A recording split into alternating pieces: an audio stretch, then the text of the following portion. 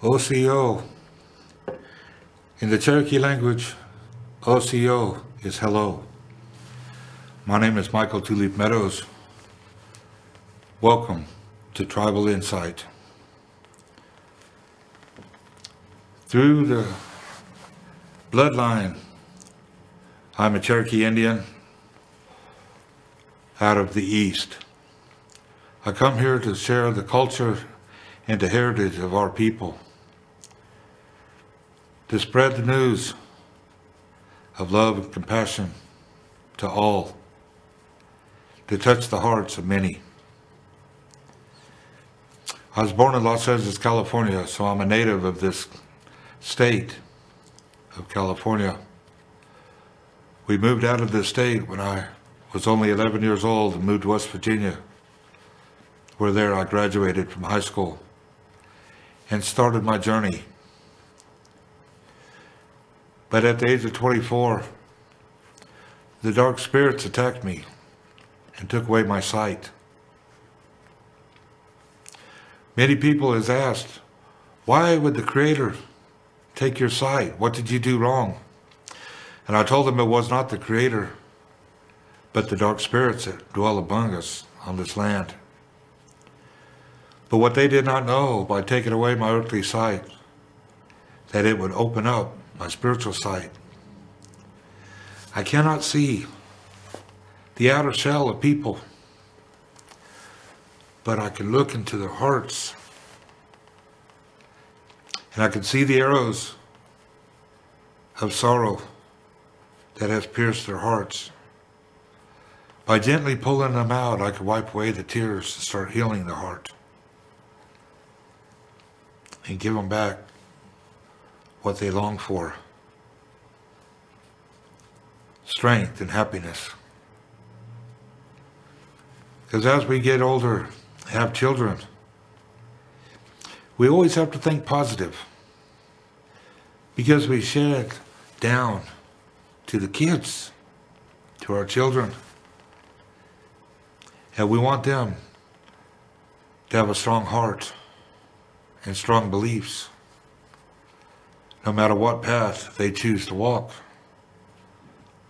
We teach them our ways, but with their own personality and their own characteristics, they will choose their own path. And we encourage them to do so because of who they are. And your spirit will stay strong in their heart. Many times, the dark spirits of this world and on this earth, they shoot arrows into our heart with fear, discontent, jealousy, envy. But someone will come along and know how to pull the arrows out. It'll help strengthen the mind and your spirit. And that is what is so important. It is good to know that somebody will come along and that can help you.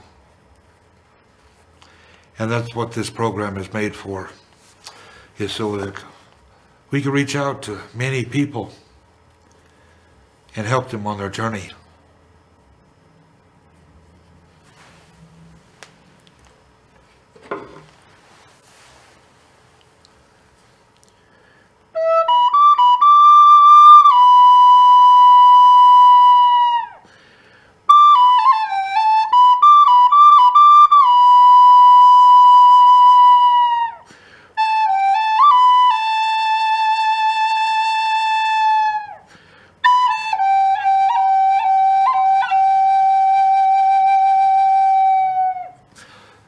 In our culture, like many other cultures of different native nations,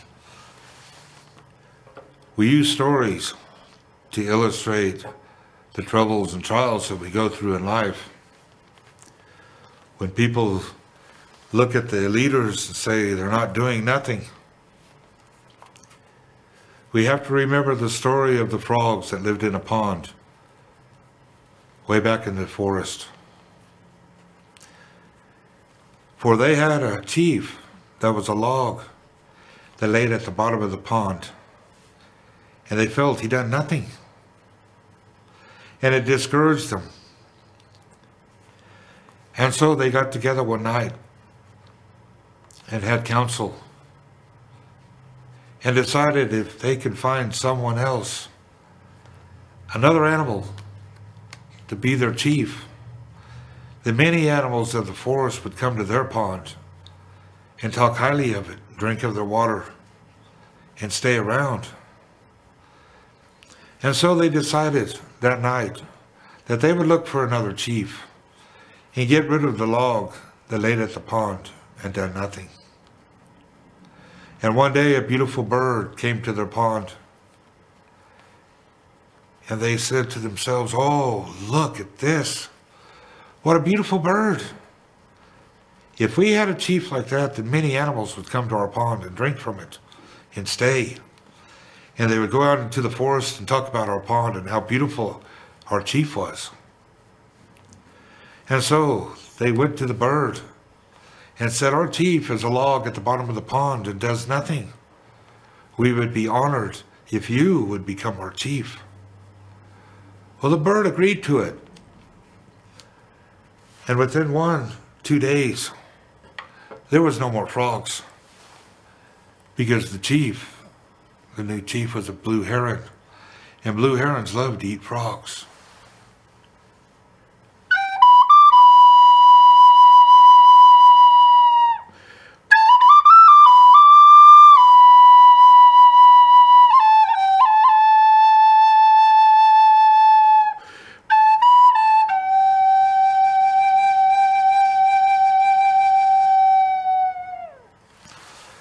I have walked many times on the roads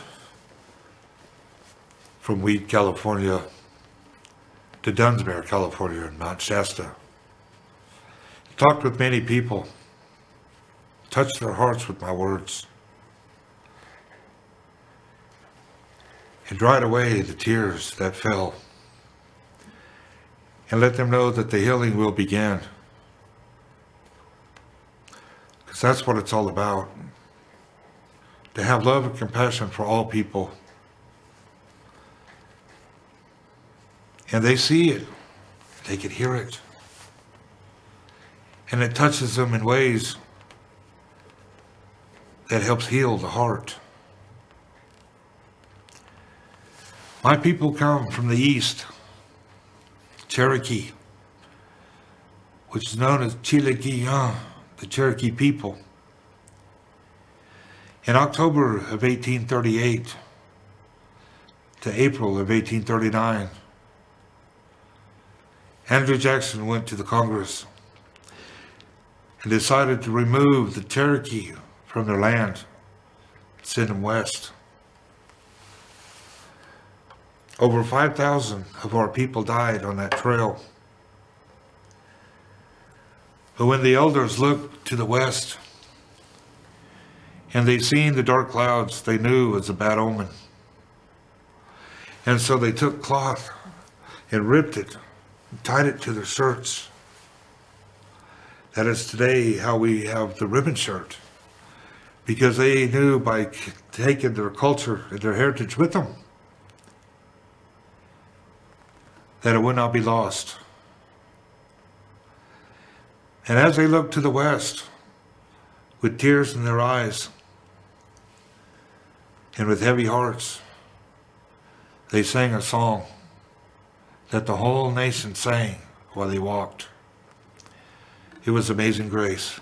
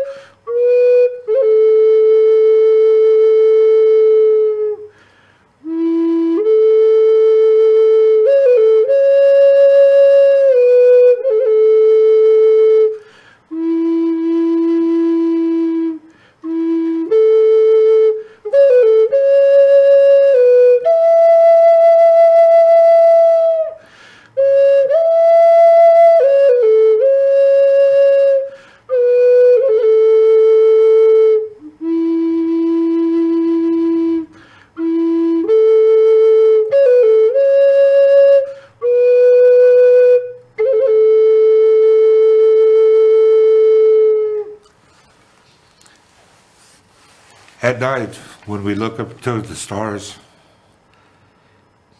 we can see the beauty, how they shine, how some of them will dance across the sky, which they are known as a falling star.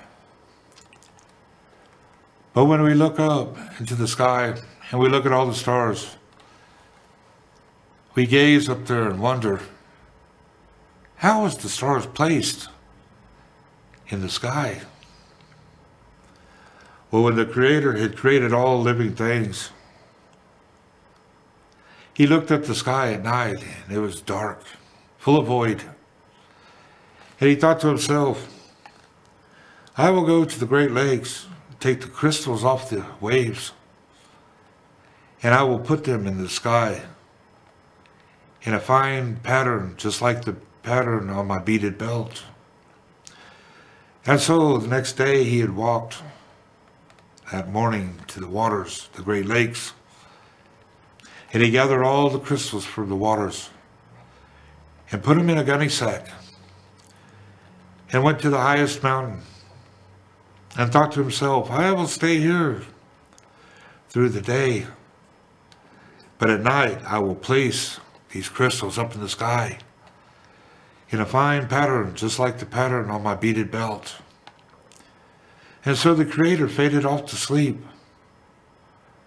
Along came Coyote, and he'd seen the Creator was sleeping and seen that the gunny sack he had beside him was full of something.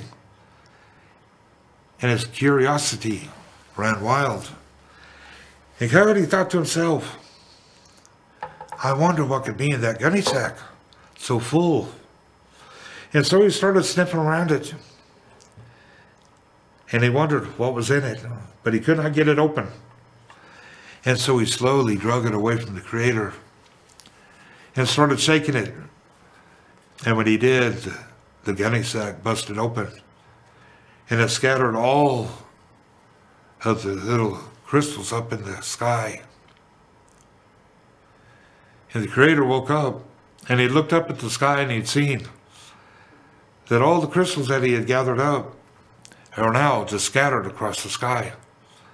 And he looks over at the Coyote and says, Coyote, look what you have done. I was going to place them up in the sky in a fine pattern, just like the beaded belt that I wear. But look what you've done. Well, the Coyote still had the bag, he still had the gunny sack in his mouth. And with a heavy heart, a tear in his eye, he laid down the gunny sack and he looks up and he sees the mess that he made.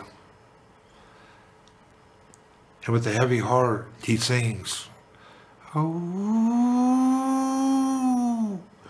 ooh.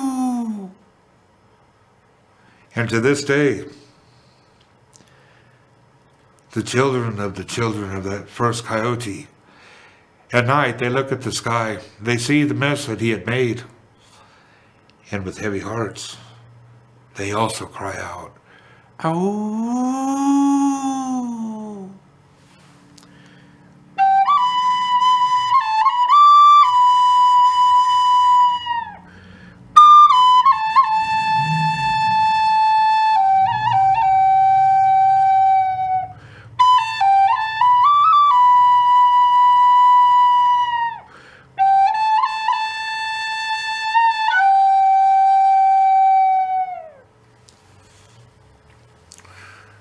Every day when we wake up, we ought to look towards the sky and do our prayers and ask the Creator to take all bitterness and hate and anger out of our hearts.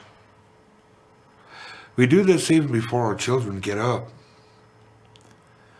because then we pray to put love and compassion and peace. So when you talk to your children in the morning, then you have more compassion in your words. And your children do not have fear, but love.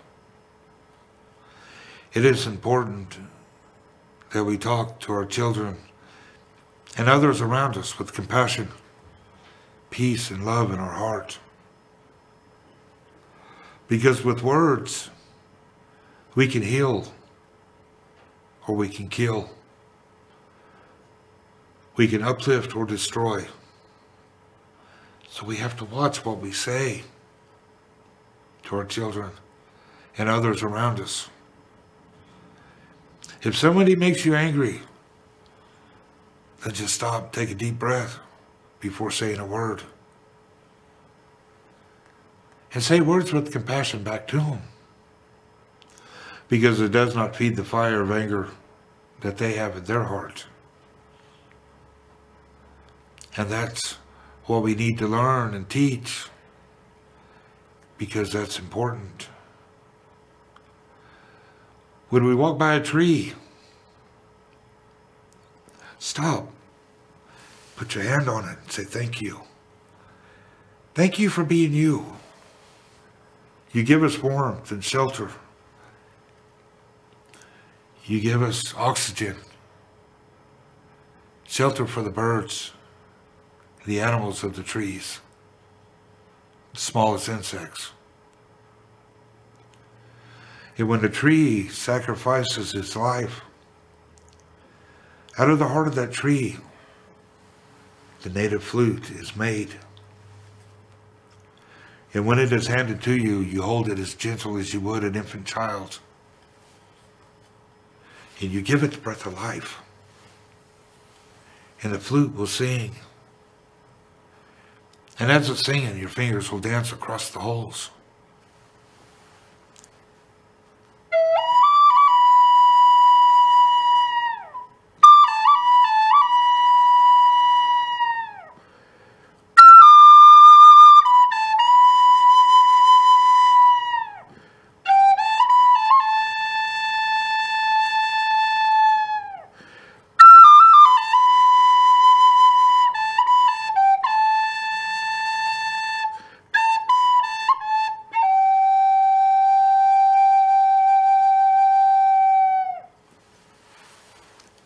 It is important for us all to stand as one people,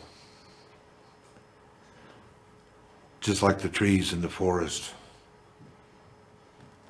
There is many that come through, and they're all from different cultures, different types. We learn from that because they all get along. I want to thank you for the time that you have spent with me today. I hope I've given you encouraging words. Until next time, in our language we say Dono Dago Daye, which is until we meet again, Stayo, be strong.